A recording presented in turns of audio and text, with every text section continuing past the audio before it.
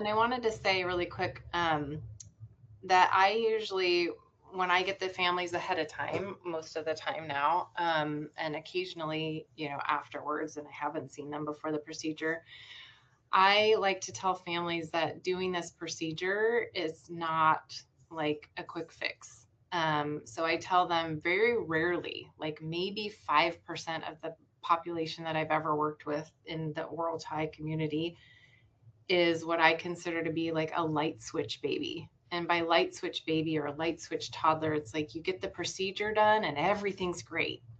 Oh, they're eating great and they're this and everything's changed and we have no more problems. That's like very, very almost never.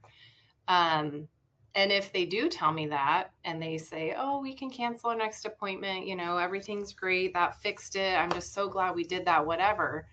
I really, really want to watch a feeding when they're talking about that because more often than not, it's not in what my eyes would think of as optimal or the most functional. It's better for them. It is better, but it's not the best. So what might you see in the feeding that might still be dysfunctional that needs to be fixed after the release?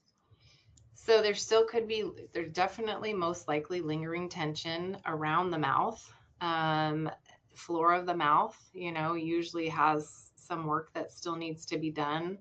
And then, lip seal, if they're breast bottle feeding, are they losing milk? Are you still on the really, really slow flow, or can we go up in flow, or were they on a faster flow and we need to slow it down to help them learn how to pace and get that more consistent suck, swallow, breathe pattern down?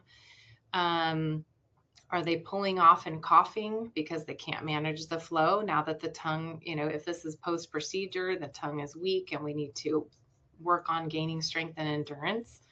Um, can they even manage the flow, that's coming from mom when they're feeding? So, a lot of different red flags. Are they comfortable? Are they arching their back? Are they wiggling and moving around and squirmy after feeds?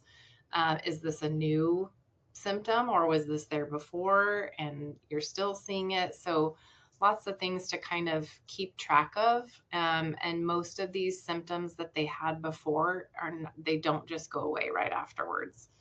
Um, Super you know, important to know. That's yeah. so important to know. And I remember someone I used to work with before we knew so much about tongue and lip tie and releases, but her sister's baby had a tongue tie and she got it